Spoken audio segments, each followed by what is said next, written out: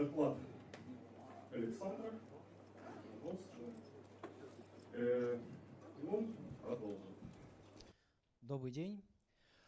Спасибо за представление. Собственно, давайте я сначала скажу себе, чем мы занимаемся. About myself, what we have been doing for 8 years, we have been developing in a customized way more sophisticated software in the way of databases and network traffic processing. In 2014, we set up a unit of NatSys. It's Tempesta Technologies and in Tempesta Technologies since 2014. We started working on Web-accelerator. It's application delivery can't work now. Let's look around.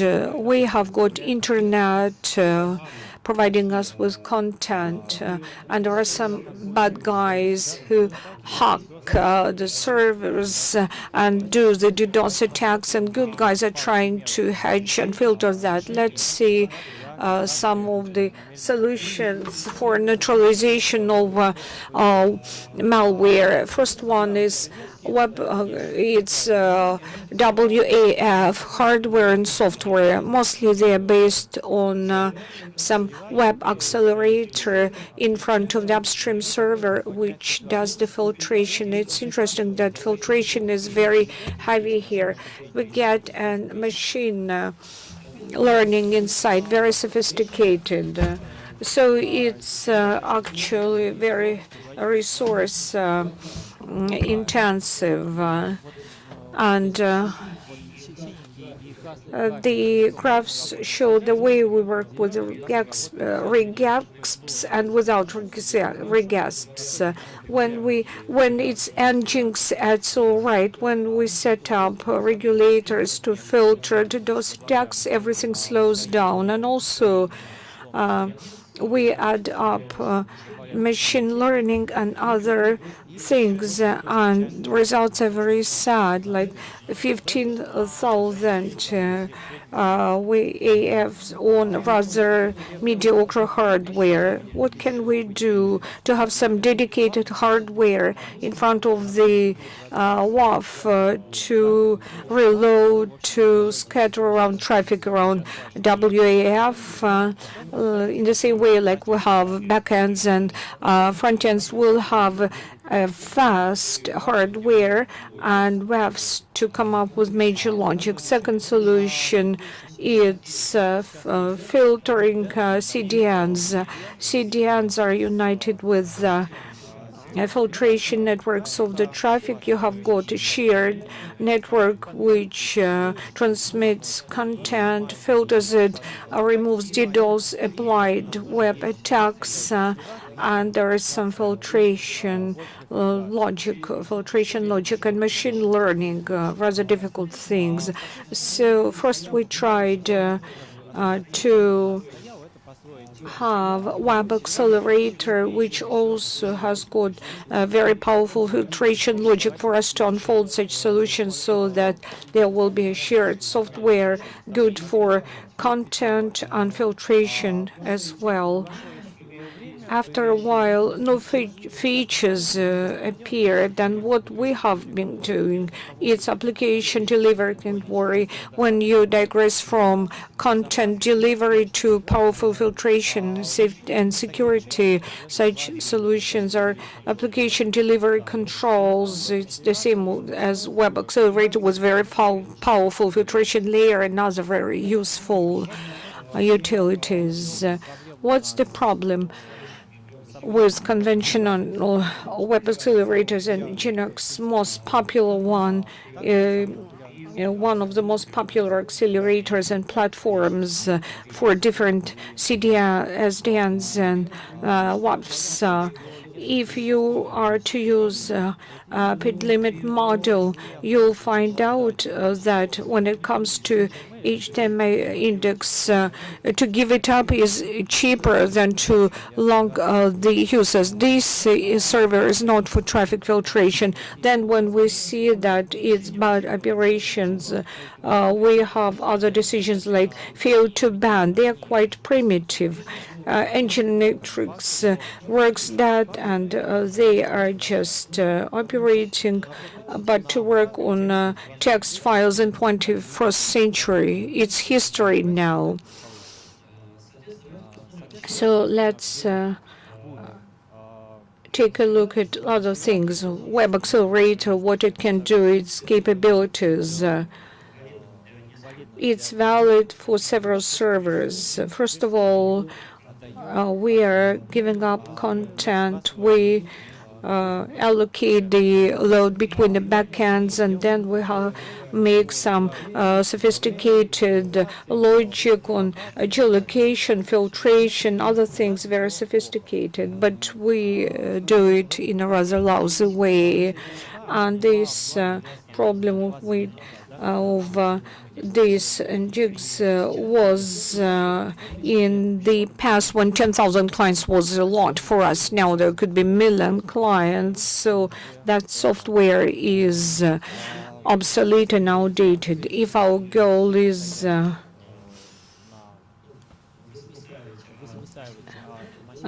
to start from massive botnet, it's not a big number. XSL adds up more problems for us because there are more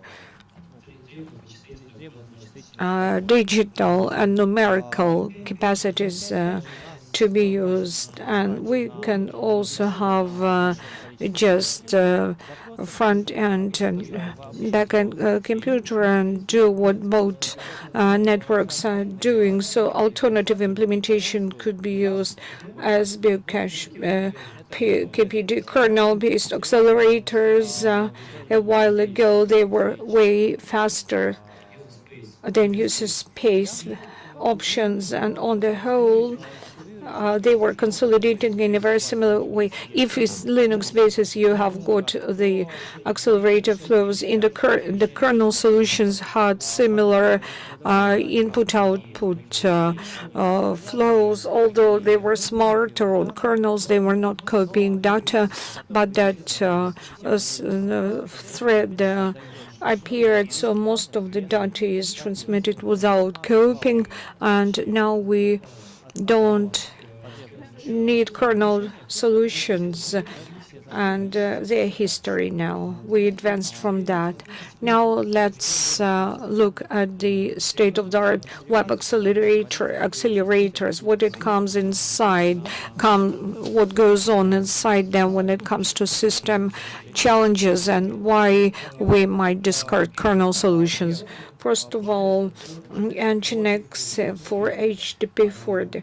First of all, we can see that HTTP parser is there and copying input-output, and it's interesting that it's file by file. There is no just kernel bottleneck, like 10 or 15%. All those calls are different, which shows that we're doing very few things here. We need another architecture, entirely another architecture as to different systemic calls. There will be sequence for processing of each query. We can get out this green part for access work. All the rest will be there. Call, reading, recording, everything will be there. There are lots of different system and contact switches here. And also we saw that in the top there is the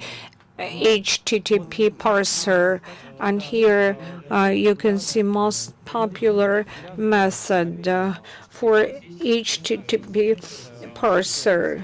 There is some, if you see, that has some initial state, and we enter then in the cycle and look at each byte of input data. We verify current state, then we look at switch, binary search is used. Seems good. And for each state, we analyze the current letter, and by that letter, we know that we can go to the next state. Tuning. Let us look at this process once again. Verify the states, identified states, then went to the end of the FSM. It's quite long. Function, nginx, parsing function, for example, in UL can be quite long, quite big. And we first do jump in the beginning of the cycle, the middle of the end of the cycle, then we go back to the beginning, and we do something in a different place.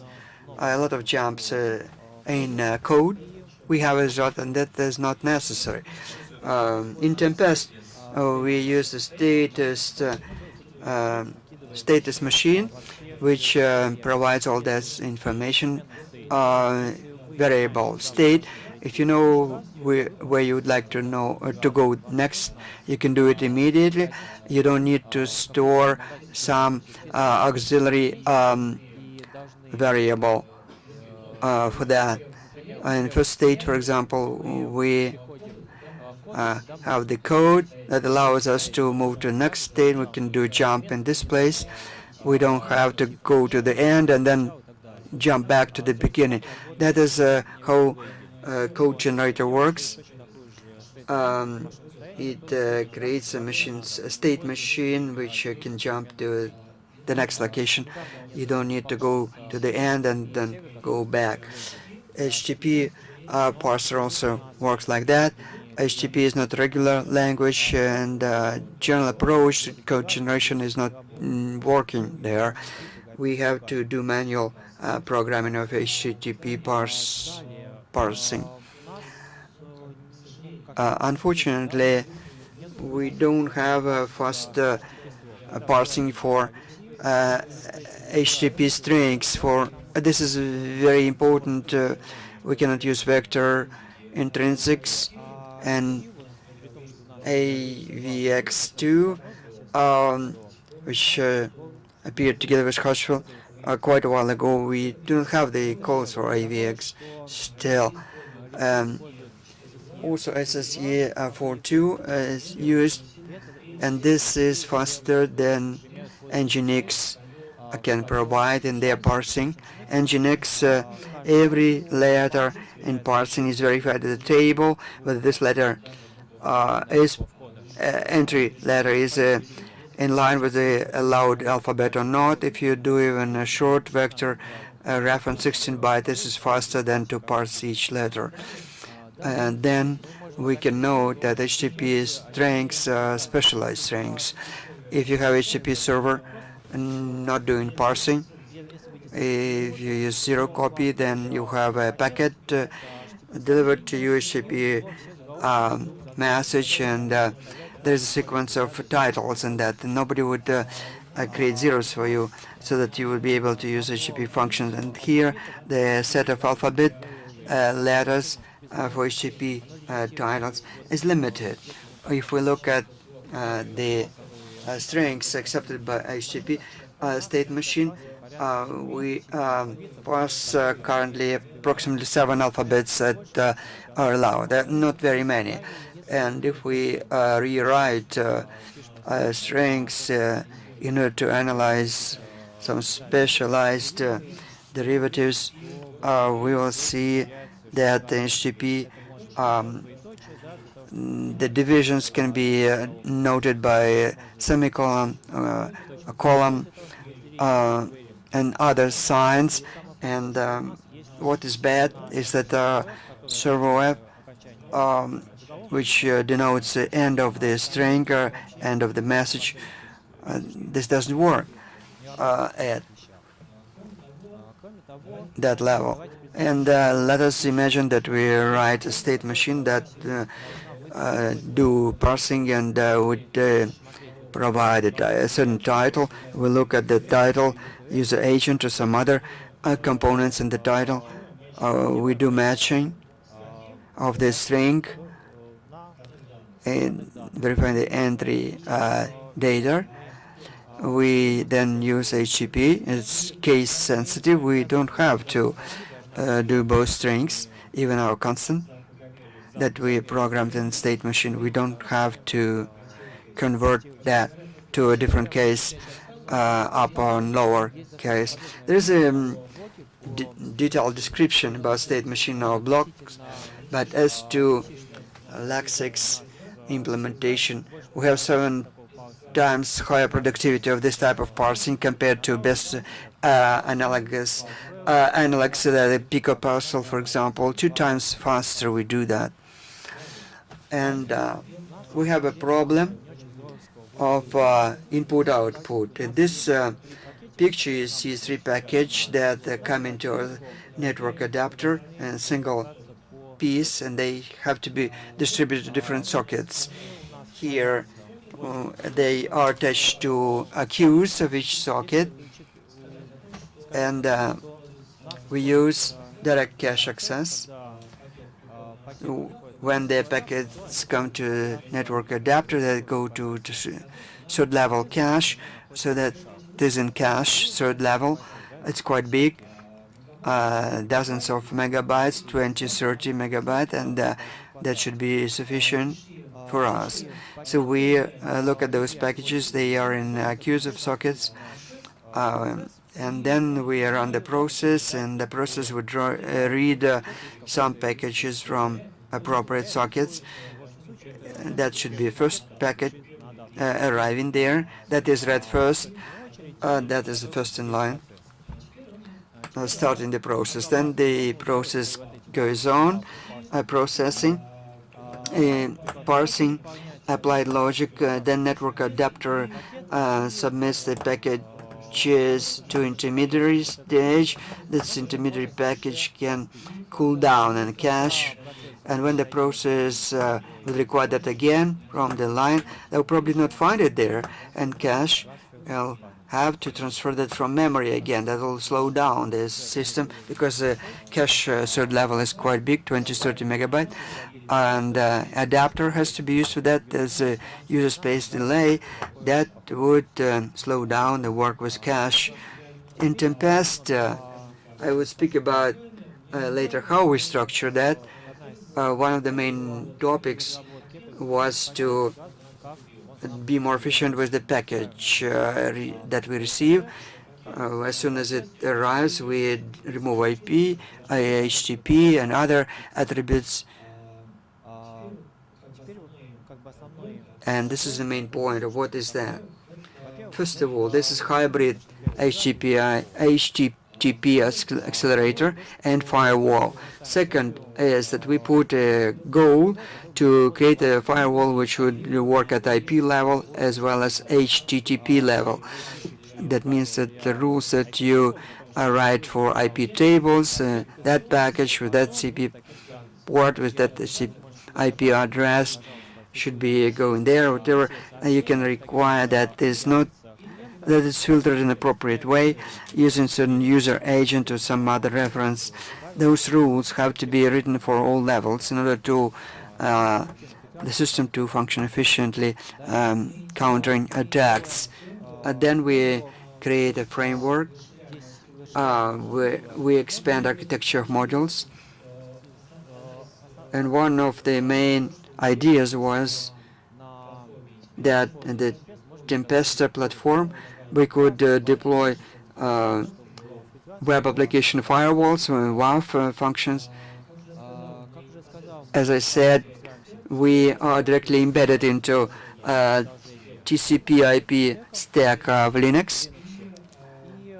And one of important things is also that is specialized cache. In an open source world, I know just one accelerator for that type of cache. It holds it's Apache traffic server.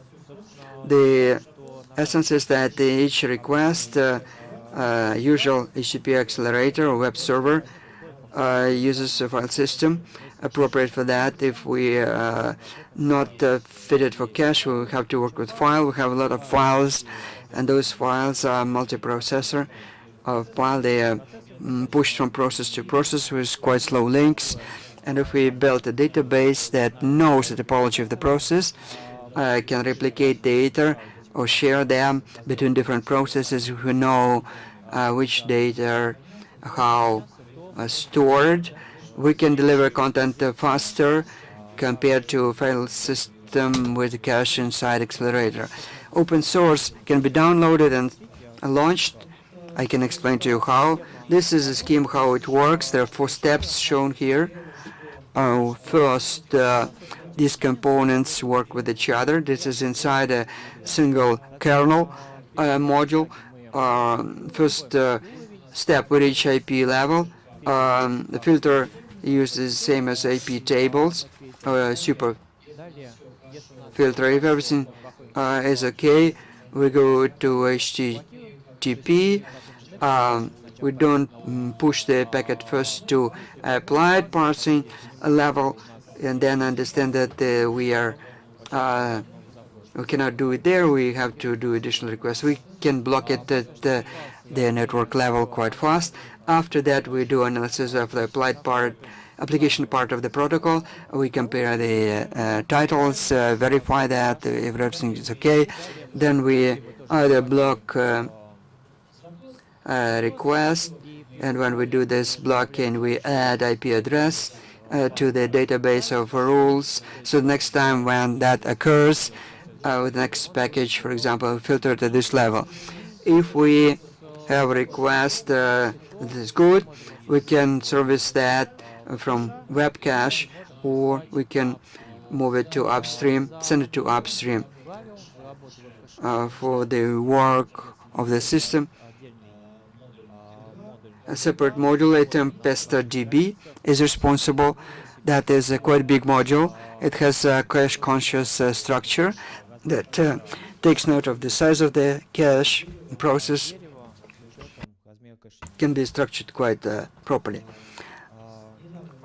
Recently, we also developed a new benchmark. We used old benchmarks prototype type quite long, and now I show the graph, 1.8 million MPS IGP type 4 core, quite cheap computer. We needed 2 such computers in order to bring down that server. To demonstrate it, you can see results of benchmarks and how to implement that just in all servers in Tempesta assembly. Let us now look at configuration. I will show an example. It is clear that it's difficult to read it from my slides, but nevertheless it's a sort of overview of what can be done. Some basic functions I will show. First thing is FRANG. FRANG is a filtration module that is doing dual filtration, DDoS protection against that, and also filtration of web application frame firewall, similar to that. It is clear that we could cut by number of bytes, number of requests, connections. We can cut off that using the filtration. In order to fight with slow HTTP, we measure time between different chunks of the same HTTP request. If you have request HTTP 1 byte, we can measure timeouts between each chunk and cut it then off. And user space is problematic to use for that purpose, because network adapter can collect several packages. If HTTP is slow, probably not likely, but nevertheless, CP level, it can be accumulating that inside buffer, which would not allow you to filter that. Then there is also limitation about the size of the certain titles. Validation, I should mention that I said in the beginning, acceptable alphabet and HTTP. Not all HTTP servers verified with the alphabet. If you do it with URL, not every server would reject such requests. Majority of servers, they look at just binary data, so that the data from 0 to 127 is acceptable, and they do not pay attention whether it's UVL string, HTTP title, name of that, or value. We in this system we have describe symbols that are acceptable in that particular part of HTTP. Symbols that are not accepted here, we do not include. We will cut it off if that is not in compliance. This is one more illustration of how filtration works. Request is coming, and then through the stack it goes to HTTP level. Then it is sent to rules. Next time it is blocked. The same idea is shown here, that HTTP is a commodity stack. In the 70s, when we designed operating systems, when we got first CPIP, HTTP, nobody knew about. Now HTTP is the same commodity as CTP. CTP is above that. It's the same protocol as HTTP, and it has a place in the system. Balancing of load balancing. We have quite a lot of options here, maybe more than available with existing. Parsing, it's a basic algorithm. I would speak about the last item here, which is adaptive and predictive. They are available in commercial products, 5, so Simplex and some other.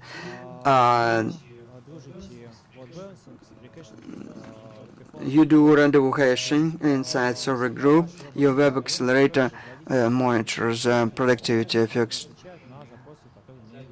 system, how fast we have replies from the system, and depending on that speed, we can write the rules where that request should be sent to which group of servers, and that group of servers we can select the server that provides shortest timeout. Maybe it has more resources to reply faster. We can also build the system accordingly. We can build a trend of how that recall time changes over the last 5 minutes, for example, and then use it to allocate system resources depending on that trend. This is an example of configuration of such a bouncer. We could use read it from bottom to top. If we understand that we have some title XBet that we don't know, it's probably bad guy. We understand that certain parameter of network that we can cut off, and that can do matching using any HTTP title, not only the ones we know. Then we give it to a group of servers doing static content processing, this first group, or by default we can send it all to dynamic group of servers. Each group is a number of servers, some servers, and it is interesting to know that those servers have limited number of connects. You can assign that. We do not open for each request a new connector, and we can use HTTP as in multiplexing and acquiring. That is done quite reasonably. We know what it is, and what is dependent and non-dependent request.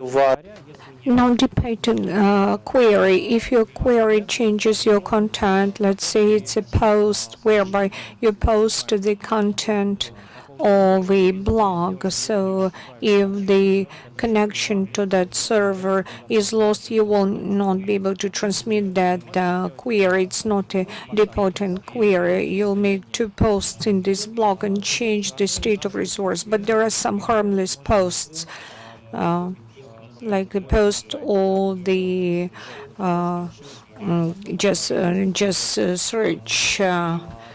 It's search done by post. Such post can be passed through on the third side. We are aware that URL get parameters are independent query. We can pass it through. On the other hand, we're aware that we can transmit to the dynamics by get some parameters and change the content state. So in Tempesta, you might indicate specific URLs, depotent and important queries typical for your resource. Jeanette, for example, that cannot parse these, which depotent and important resources for getting post type of queries are sent. There is sticky cookie model. It's just sticky cookies. Tempestas are in charge for that. We can add them up to your cookies or to hard cookies.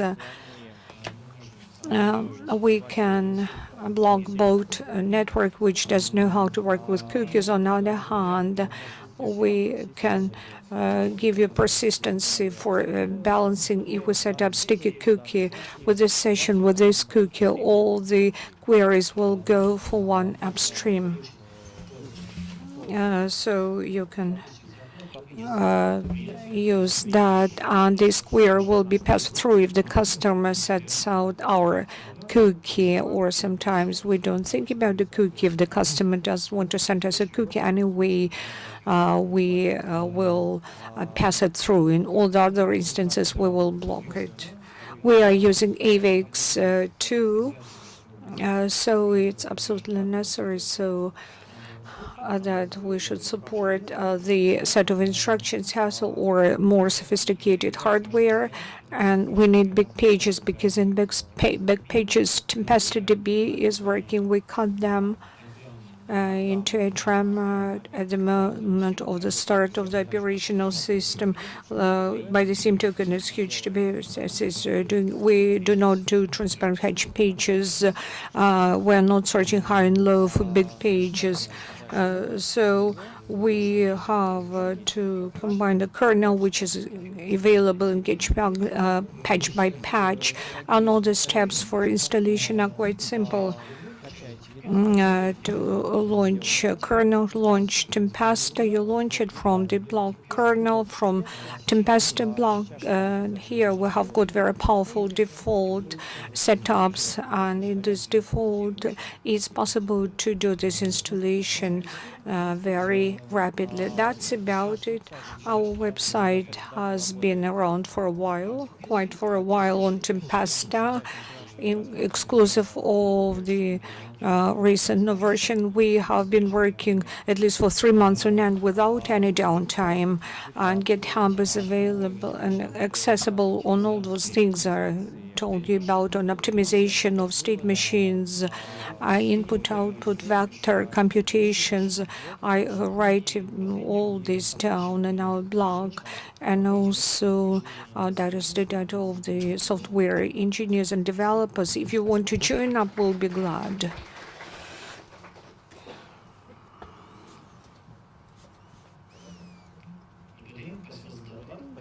Thank you very much for your presentation. I've got 2 questions. First, is there a whitelisting for cookies so that part of customers will not be deployed on cookies? No, cookie model is quite a normal thing, and if you don't have this whitelisting, you will have to transfer to Google bots those redirects, but they'll never use that.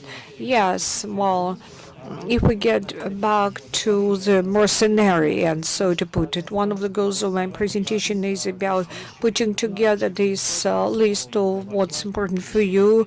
What you have been using such a query is very useful for us for real cases.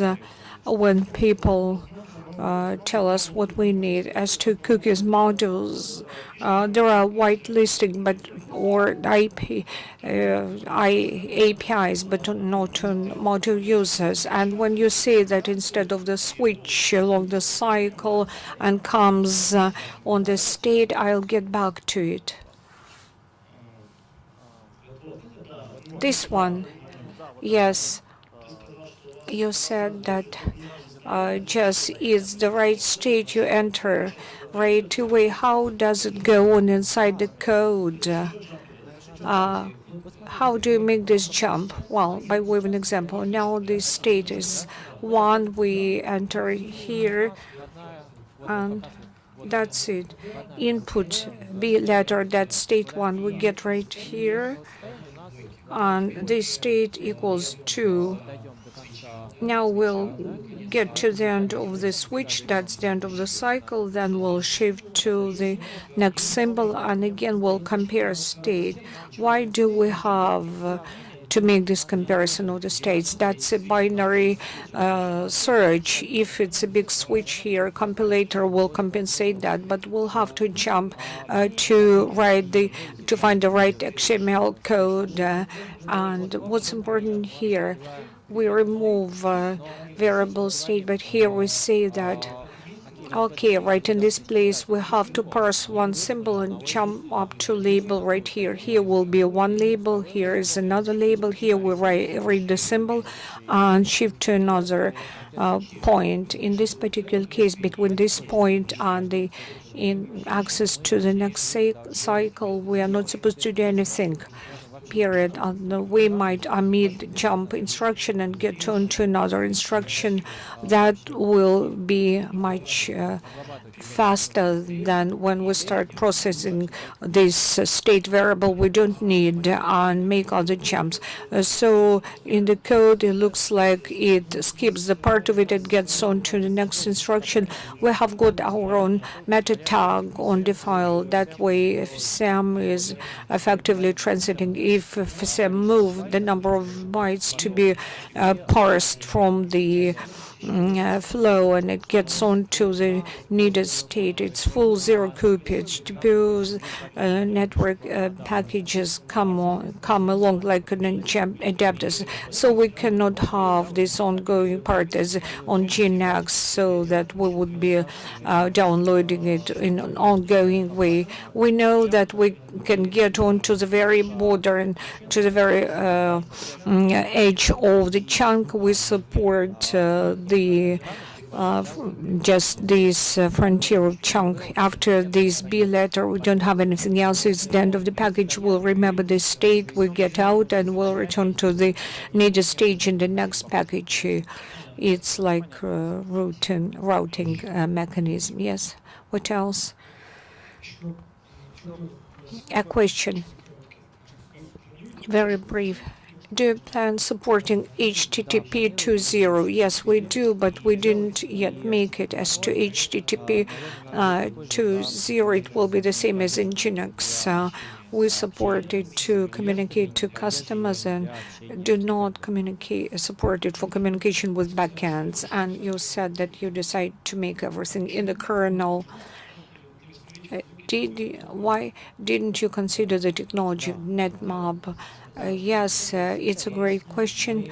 We have been looking at these technologies. That there is Scylla database. It's like Java's Cassandra, and they made their own HTTP link working on the version PTK, and they were deploying benchmarks, and the benchmark is almost the same as ours in user space. It's about 2 megabits, same as we have in the kernel. So initially, all those technologies, CPI instead of user space and PTK, because TCP IPS Linux is slow and fat. So first, we optimize Linux kernel. We have got our own escape-allocator. We kill the queues, and some of the functions we get onto the module. And if we see the source data for CSTL, they did it from scratch. Linux has got lots of congestion control algorithms, SACs, DACs, and so on. Mostly in those CPIP stacks, we don't have it. The entire function is TCP, this model, 4,000 or 5,000 strings.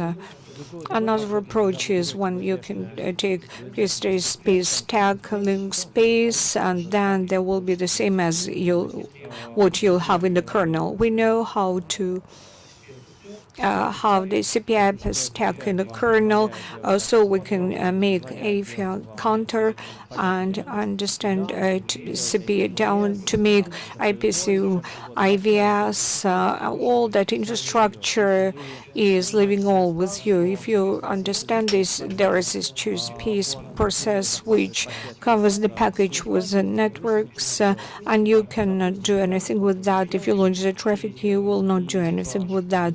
So those software developers will have to do something with their Linux infrastructure to write it down in their place, so you will not have any of it. We live in Linux infrastructure, and it's the same capacity as the other approaches related to Linux HTTP parser. So you're not going to shift user space after a while.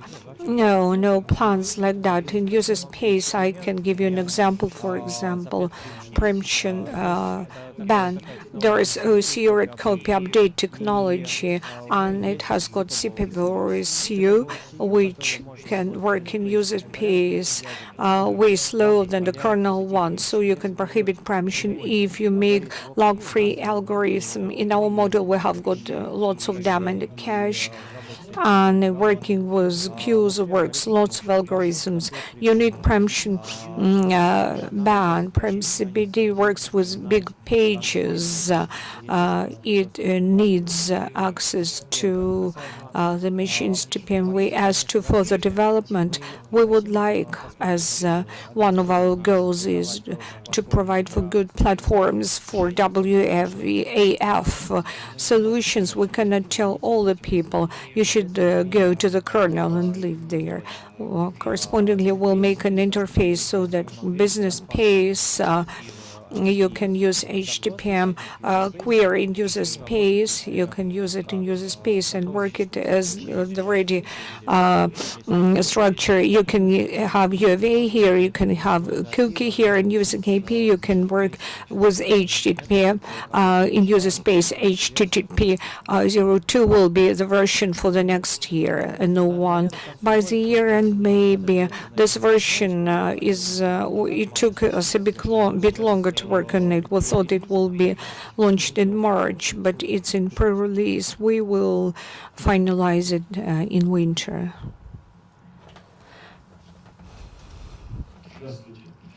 Yeah. I have a question. Your solution, is it integrated as dynamically loaded module, or do you use patching of kernel subsystems, which is not identified in the module? We have both. We have got a patch of the kernel. We try to keep it at the minimum level just to work with it. And the main part, and even those HTTP functions we rewrite, they are located inside our module from within. If you take our kernel and upload it, everything will be functioning. Nginx and others' performance will be great. Nothing bad will happen. Tempesta itself works as WebAccelerator module. It's possible to download it. Correspondingly, there should be some, well, let me rephrase it. The speaker says, it's so those who are using it, the users using your solution should use by your kernel by all means, yes. Another question, it's Tempesta DB, and you said it's in the kernel as the module key value and database implemented. You say it's in myware, no myware or not, yes. And it also caches the file content. It's in memory database. Everything which is stored by the database on the disk when you launch Tempesta, it's read in the memory. Big pages. We work in SoftIQ, context. We cannot use the disk. All the transactions are only done with memory, and there are some separate fetching streams which synchronize data with the disk, and we do it. We try to do it consistently. That's part of this process. Flashing on the disk, we are working more on it, and we're in the software, so we can read the disks correspondingly, and we pre-read the files from the disk we would like to pass on to the customer, to the client. Yes, in the beginning we have to look through the entire operative memory database. Well, enough for a while. If we are to back up to the previous question, do you have the plans to support standard kernels for distributed systems? Because people are not actually so much willing to install those custom kernels. Yes, in ideal world, the kernel could absorb us all, but currently the ideology of applied server, which lives in the kernel, is not quite welcomed by our professional community. So correspondingly, we'll have to work on it. It'll take quite a while for us to identify concise logic which is in the kernel, but we're not going to pull it into the kernel. The kernel should look fancy. And question, do contemplate just providing ready-made patterns for firewalls? What's your business all about? Now our business is all about technical support, technical assistance, which is done for the money of web consulting. We do then technical support, technical assistance. Next stage will be and technical follow-up. Next stage, that's where we started from several years back from now. We were writing the module of machine learning for combating complex DDoS. So this logic will be proprietary logic, and it will be working at the GPS platform, which is self-sufficient. You can do lots of very useful things with that platform, and it's in the open source. In the very beginning, you mentioned something called C10K, and we're mentioning that it's not about 21st century for laymen. What is it all about? C10K was a very popular article, how to process 10,000 connections. It's HTTP server. And Igor Sissoi, even some of his publications in the past was saying that Linux is the first RAID server which was designed with the awareness of this problem, and all the approaches described how it was possible to do. He implemented that for Linux for a while. Used to be one of the fastest servers. Now it's real fast as well, but in the past it was like a working miracle. Tell me, please, what is the situation with SSL traffic, and in what way your system works with this traffic? We imported ambient to this kernel, and we have got the problems with the capacity because we imported it just the way it is in GVA, so it's coping there. So in the beginning of the next year, we'll remove those copings, and we'll support this fork. And we communicate with developers, software engineers. They would like us to optimize the capacity of the library, and we are expecting new features they will develop. So what is it all about? Once again, RMBet2S, it's the library on our website. You can have this information. There is the link. And we're writing, there is a folding, there is a link to that library. It's a simple library for MP devices implemented by Excel. It's plus 107. It's not as ambitious as OpenSea, RebSSL, and it is entered the kernel in a very easy way. It was embedded there. You have got different rules for nodes, for hinders and so on. So it will not operate in this regime. SSL, I didn't understand your question. Well, For example, in order to realize WAF, you use the rules for OI and for some headers. You have some header there, and we understand that we have to use that. In case of SSL, how to do is that we don't see all that inside. Well, SSL is SSL affording. First we get traffic SSL, we identify how to go about that. We decipher the traffic parsing to HTTP and so on. The same as ENG as any other server works. Thank you. Any other questions, please? Brief, be brief, please. You said that you have rules in Dynamics, formed rules, and do you store them somewhere? Can we look up or delete any of those? Well, for that we have interface, user space. The only code we have user space is utility in DB. You can look up those rules there. And to delete, we will develop it further. Howard and Pecor this year, Tempesta DB. I mentioned that that would evolve further, and we will proceed in that direction to make a more universal database that would allow us in runtime to change content, to change rules of filtration and other things you'll be able to do.